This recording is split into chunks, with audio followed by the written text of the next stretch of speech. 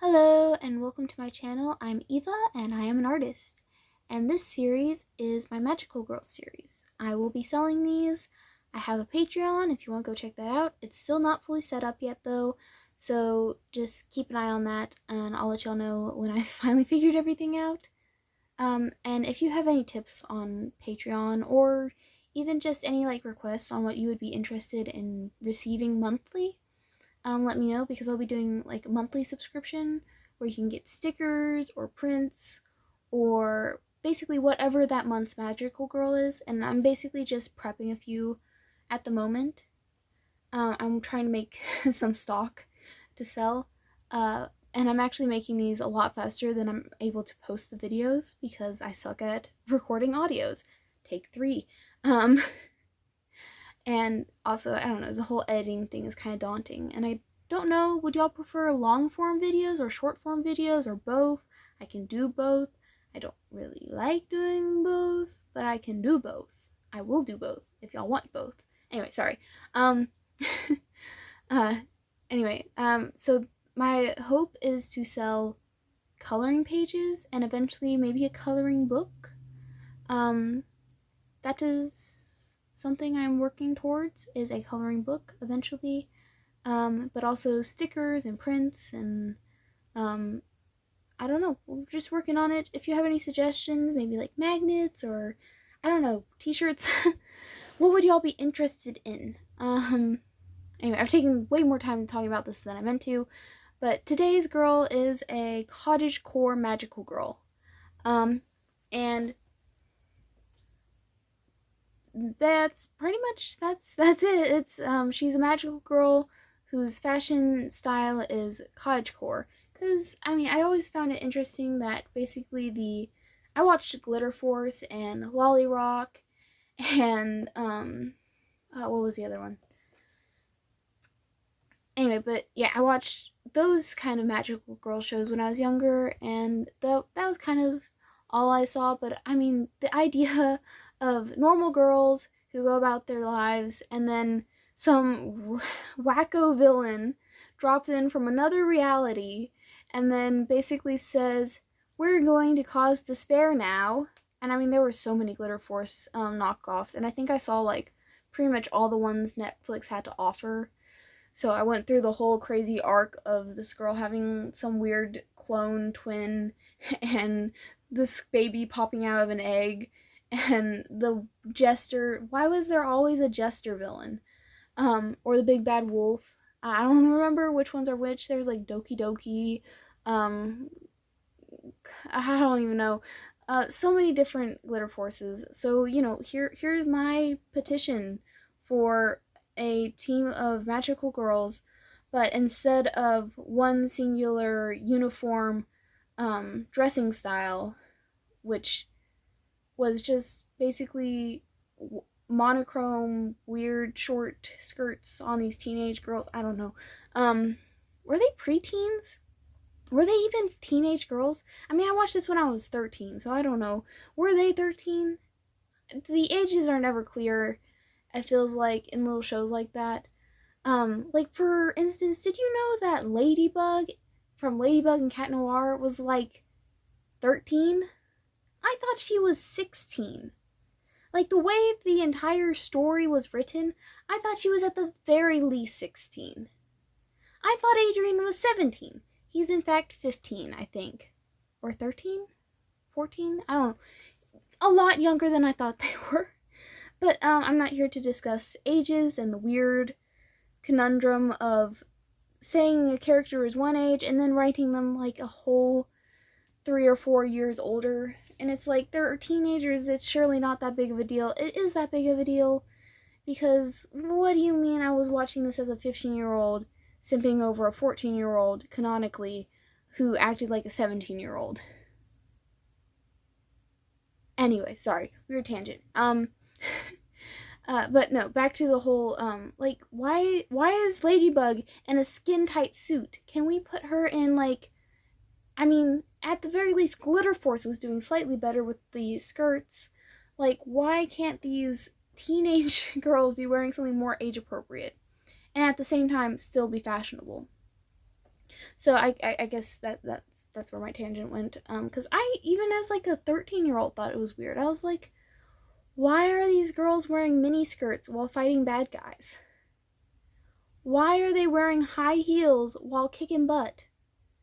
Why are they wearing really long, pretty hair? Okay, I'm not getting rid of the hair. To be honest, I gotta admit, the long flowy hair that just like whips around, it does make for a really cool action scene. So I totally understand that. Um, but also, did the animators just have like, were they just masochists? Because I can't imagine animating the ruffles on those dresses in 2D animation was easy at all. Like, that seems like a nightmare to me. Having to animate those ruffles. And the bows.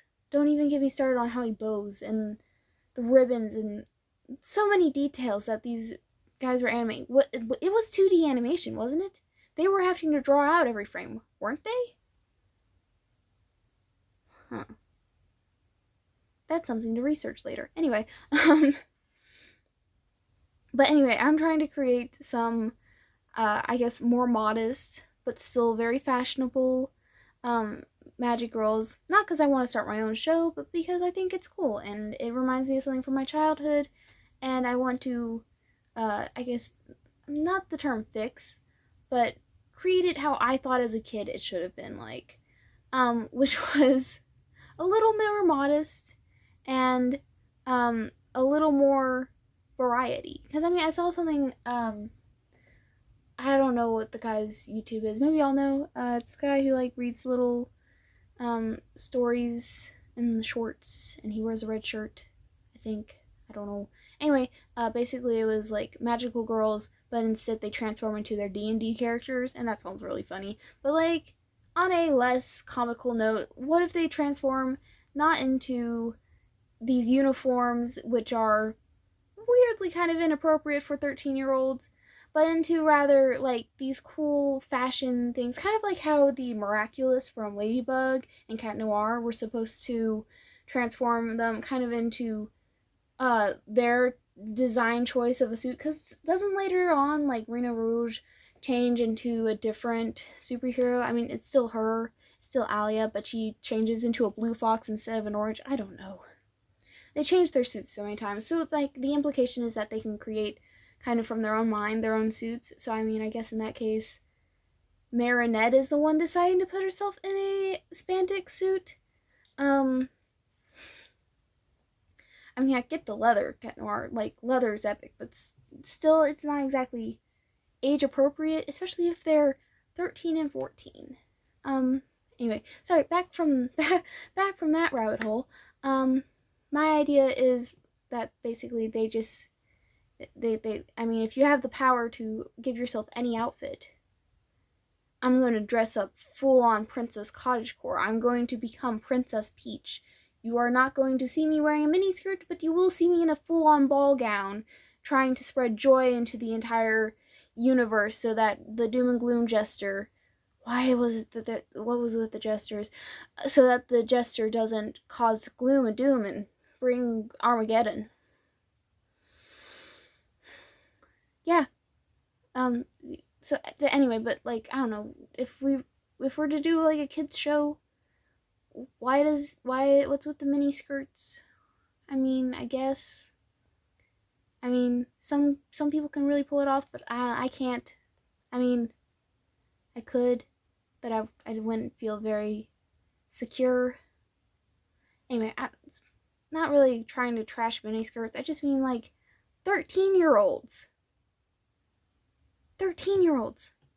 I'm not getting off that, am I? Anyway, I'm not getting off that tangent, am I? Anyway, I wanted to add as much detail into these prints as I could.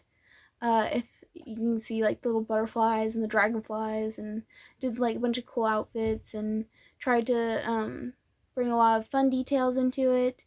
So yeah, yay! Looks, I think, pretty cool in my opinion. This one is actually a lot more detailed background wise. I did one that I'll post soon with athletic wear, and I think that one turned out pretty good too. And I gave that one a lot more not like simplistic design. I wanted to give it more of a modern minimalist because that seems to be like Pop Flex and Lululemon.